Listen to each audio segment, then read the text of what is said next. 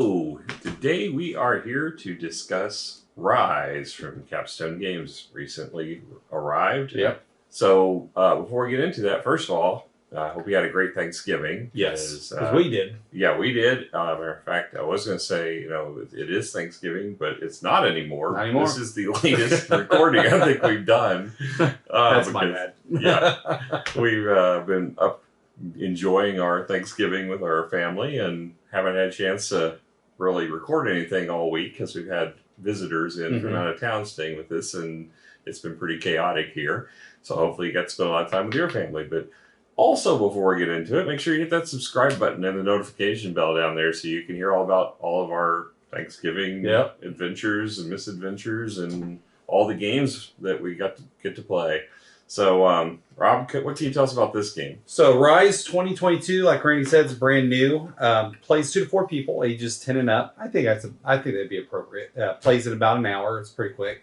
Overall rank is 7,919, and its individual rating is 6.9.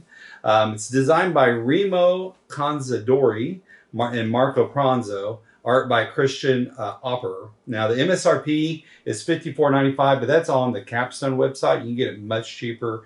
Card Houses has it for $37.39. That's all copy on Board Game Geek for $40. But that's a pre-order, right? I think it's available. Oh, okay. Yep. All right. So let's talk about what you get in the box as far as the quality of components. So the cardboard all has a linen finish, which is really nice. It's good thickness on the cardboard, and there's a lot of it. You're going to punch a lot of boards out. Yep. What's odd is the card stock. It's okay cardstock thickness, but there's no linen finish. Yeah. It's completely just a smooth finish on it. So I don't know why they didn't carry the linen finish over to the cards, which to me is more important. But as far, other than that, it's just little wooden bits. Yeah. There's really not a lot to it. And little cardboard bits. Yeah. And then a lot of very small font on those little cardboard bits. They're tiny. And as a matter of fact, small font is kind of a common thing on these things. You have to look hard to find the little stars to mark the starter tiles. You get the lettering for side A versus side B is very small. Everything, the iconography is fine. It's all readable and easy. It's fine. It's easy to read. But as far as just overall quality, there's nothing exciting about this as far as the quality of the components.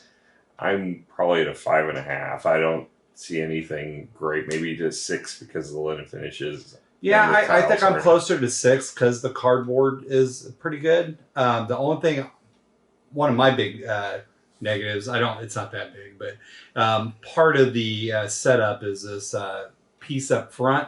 It does not hold together real well. It's really loose, so it's moving constantly when we were trying to load the cards up between rounds. It's a 2-piece puzzle, and the puzzle isn't interlocking well. And so that and I was the one loading the cards, and it kind of annoyed me. Yeah. So I think that was my biggest gripe. Yeah, and I think it could have done well for the score markers to actually have an inlaid board because it was easy. Some of them got easy to knock them off. Yeah. But, probably that would have been nice all around, but none of it's inlaid. I think 5.5 to 6 is a fair score for this. I agree.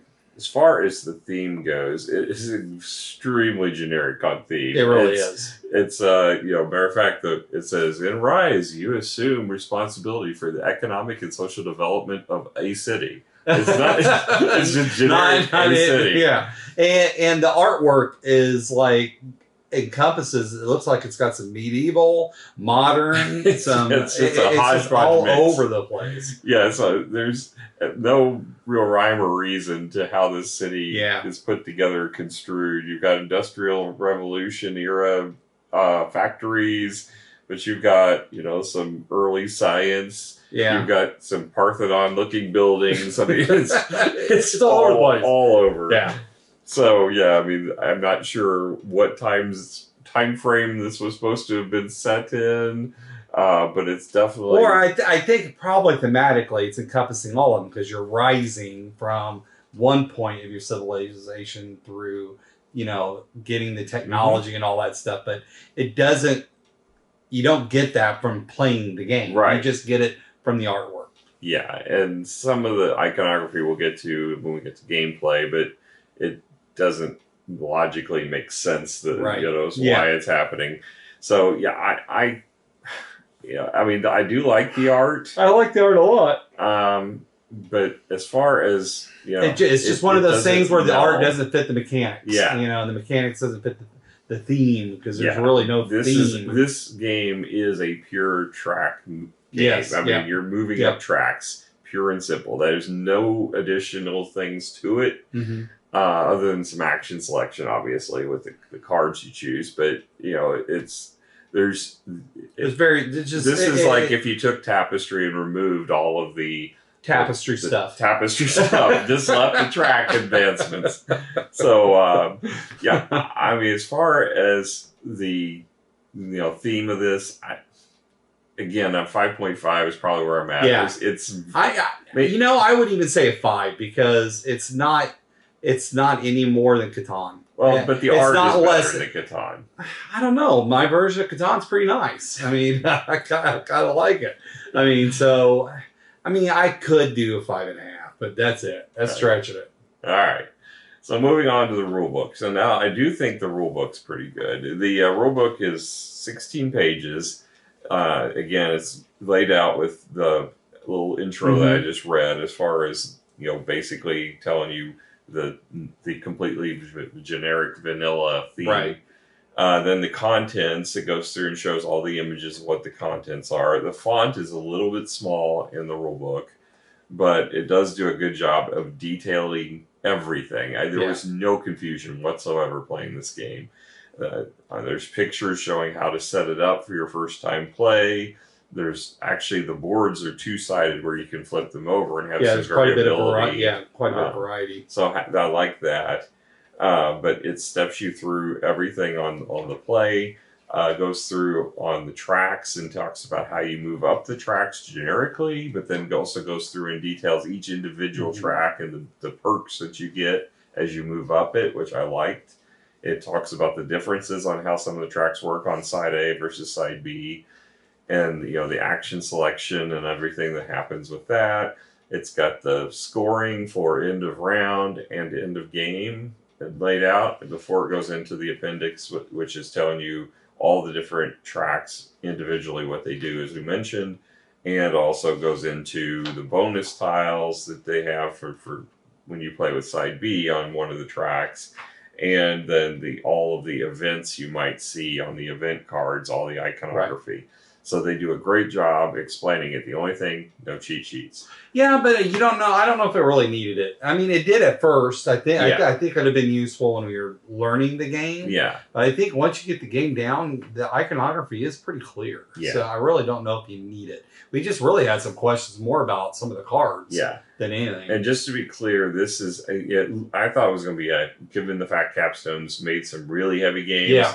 I was expecting this to be leaning that way because it looked more especially since because Capstone has basically a membership program, and so Rise came out where you could get it a little bit of a discount if you're part of that membership. And so they had this, and then they had another game where you get like 50% off if you bought this game.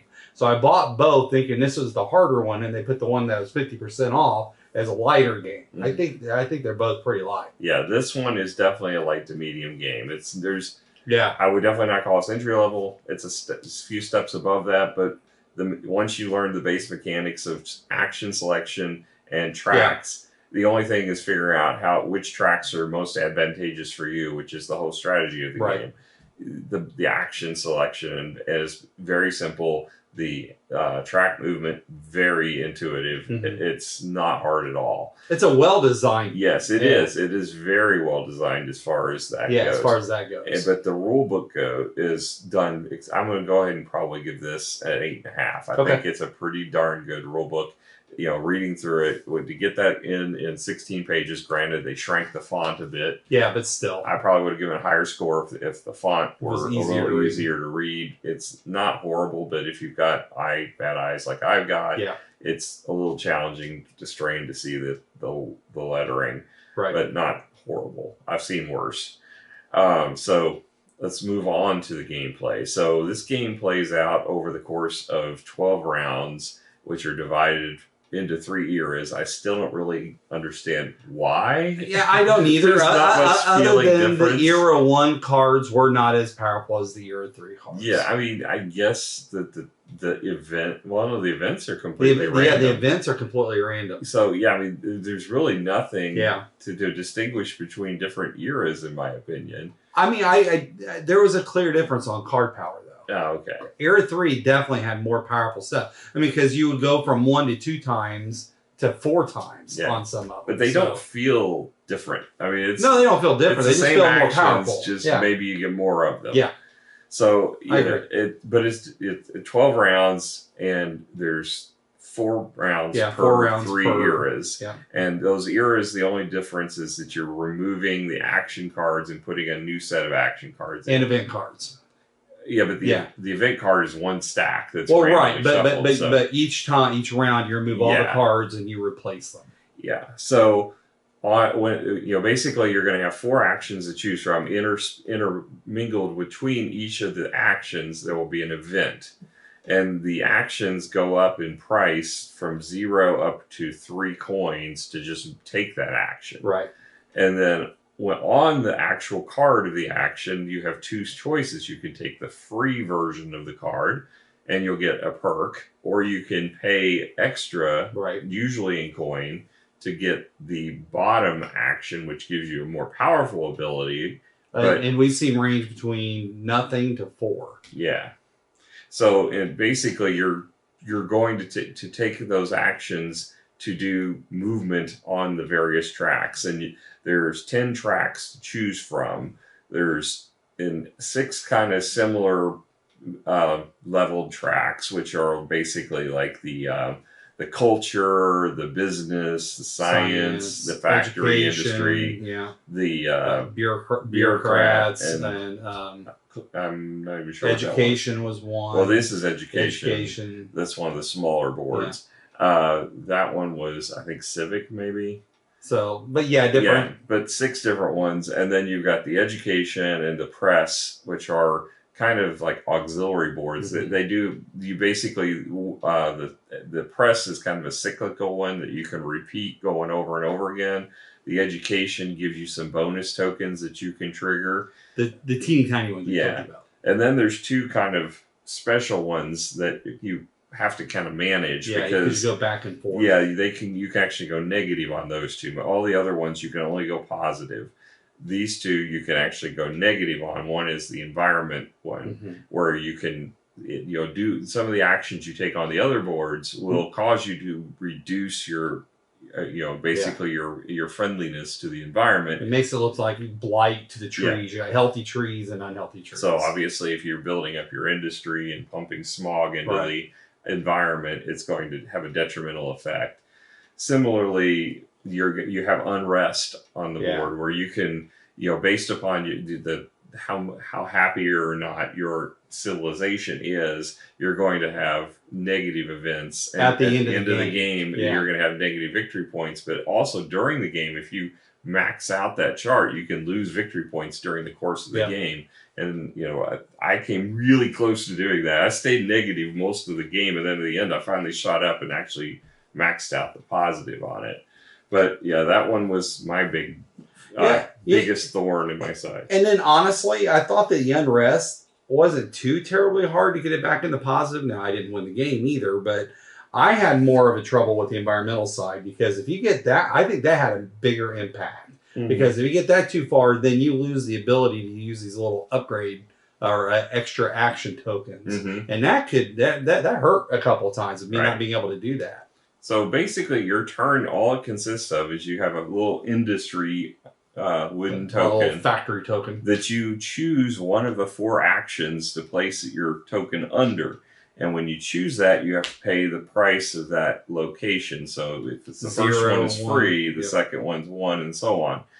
But basically, all the turns are done from left to right when you resolve the cards. So anyone who's in the first card will go first, and they also get the perk of being the first to be able to assign their tokens in the next round, which honestly turns out, I thought was more of a detriment because you place first, somebody else, it doesn't block someone from placing them in the same location. And if they do, I guess it's a perk in the sense if you're already there, you do get the... Other than the fact that there are sometimes negative events, so you can Yeah. avoid the negative events potentially, guaranteeing that you can go first the next But round. also, could be a perk. somebody goes to the same location as you are at. Yeah. You get to trigger and these tokens. And I was about that, and I've been thinking about that. I think if there's going to be really any real strategy, that might be one of the elements, because you can think about, do I want to go here and allow Randy or Miranda to activate one of these tokens or not? And the because that can really help yes. them a lot. So yeah. So I think there's a little bit of meat to that. But by going there, you put yourself on the left side of the person who's already there, so that means you will go before them.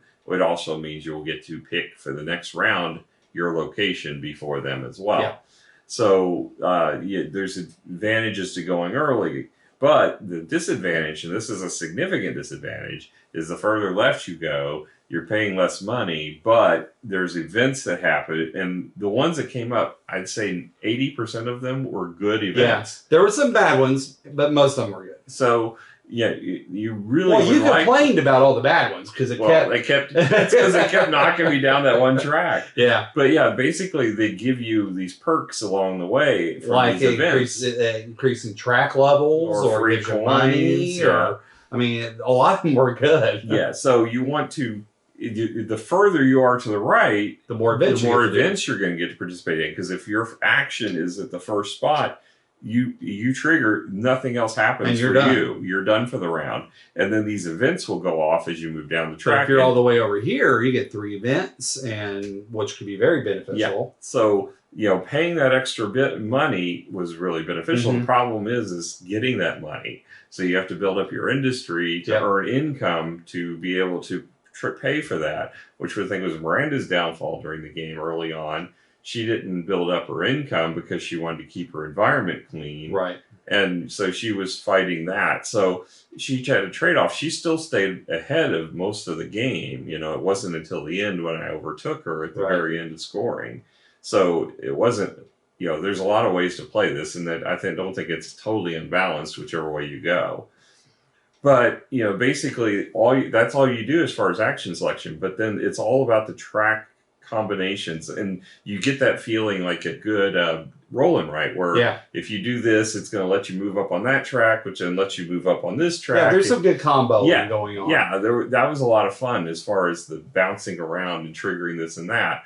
I like that aspect of it. But I don't know if you agree with me, but this is not a point salad game. There's really only a couple of tracks that really scored you any significant points. And so it's not a point salad. I think that once you play this through a few times, you're going to have the game down. Yeah, and there are places at the top of it. If you get to max out a track, you can keep bouncing at the end on most of the tracks and get victory points, but it's like 1 victory point every time you bounce. So you're probably better off using that that movement up the track on a different track to do something. What's going to add the replayability is the fact that, as Randy mentioned, you got the A and B side, so you can mix and match those. But also, you don't use all the cards, which was good. So like the Era 1 cards, there's like 6 or 10 cards that we didn't use. So you're not going to use all the cards. So that definitely adds a little bit of variety. But again, the cards didn't feel that different. No, they didn't. So yeah, it's not like it's a huge. You play it once, you're going to know the feel of the game, and it's just a matter of then just trying to figure out how to the subtleties will change, but not a whole lot. Yeah, you don't want to figure out how to optimize your playing of the 10 boards is really where the variety comes. Yep. Because there's a lot of ways you can combo this. And the scoring range between us wasn't that vast until the final end scoring, really. We were all pretty close together. So, as far as the gameplay of this, I can't, when I first got it, I was like, I hope it's better than Tapestry, which is not saying, Tapestry's bad. Tapestry's really good. There's some issues with it we've talked about. And if you watch our video review of Tapestry, we go into huge depth about some of the unbalanced variable player powers. But it still had variable player powers. Yeah. It still had the whole Tetris elements. And it had a lot of variable player powers. So This even though one- a couple were broke, not all of them. This one removes all of the pieces Yeah. that felt, as we mentioned earlier, like tapestry, and just leaves you with the pure Just the track track. movement, expanded to more than just four tracks.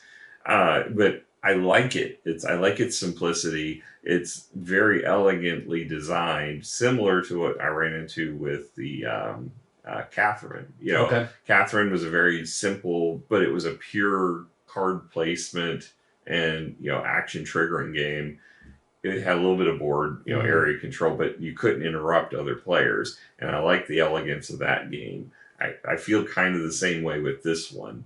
But I still, if I'm going to play between this or Tapestry, I'm probably still going to choose Tapestry most of the time because I like the variety in it. I do too. You know, and it's got better table presence and all that too. So it's got more beautiful. tactile. Yeah, it's a beautiful game, and it's a lot of fun to play too. But I don't want to take away from this one. No. I enjoyed it. I did too. I had a good time playing it. I'll definitely play it again. But I would teach this to someone before I would teach Tapestry to someone, because I think this would be definitely easier to teach. It is. I would say it's an easier game, but Tapestry actually. One of the things we complimented that one on was the fact that the rules were so small. There was only agree. a 6-page rule book or something. Yeah, no, I agree with that. But I still think this is. I think this is a little bit more approachable. So, you know, as far as the score on this, I'm probably at an 8 because I really did like the game. Yeah, I enjoyed it a lot. I wish there was more to it. Hopefully, there's like maybe add-ons, expansions that come out with this because I think there's room for growth. I agree. I can't give it an 8 though. Even though I really like playing it, but because of the other stuff, kind of brings it back to me. I want to give it a 7. Okay. Because I think if the cards are a little bit better quality, the rest of the cardboard was a little bit better quality. If the theme, a little bit more theme was there, would definitely elevate it more. But yeah, I mean, I'm trying to rate just the pure gameplay. No, I agree. But, I understand. Yeah, but the other stuff does detract from the gameplay a little bit for me. Yeah. So that's why I'm a 7. So okay. It's still a solid game. I like it. Yeah. And I'm glad I got it because I did pick this up as well. Yeah. And, you know, I think there's a lot of, you know, you're going to think about this game after when you play it and think, oh, what could I have done better? What could I have done different? Yeah. Because one of the things that you get is a 100-point scoring token. And as we were playing close. Yeah, as we were playing, it's like this is kind of silly to have this because we're nowhere near getting over 100. Even with the final scoring, we got close to 100. I mean, you jumped quite a bit with just the one scoring board over here. Because I went through most of the game with just not making very many points at all along the way, and then at the end, I'm like, well, if I do this, I can score points here. But I shifted my focus from basically trying to figure out how to keep kind of things moving to what can I do to cram out as many points at the end. Right. And, you know, so it was, you got to kind of make those decisions. And that's the kind of games I like is when you have to kind of plan how it's kind of like an engine builder in that sense, but there's no engine. There's absolutely no engine you're building. But for me, the best part is definitely the combos that you could do by going up this track, allows you to go up that track, which kind of reminds me of Tapestry as well. Yeah. So yeah, all in all, still a great game. Yeah, I enjoyed it. Give it a try. You know, it's available now apparently in stores. I wasn't aware, but I know it's available on Capstone's website, and apparently you can get it at other retailers as well. So you know, check it out. And again, hope you had a great Thanksgiving. Absolutely. We will talk to you soon. All right. Bye.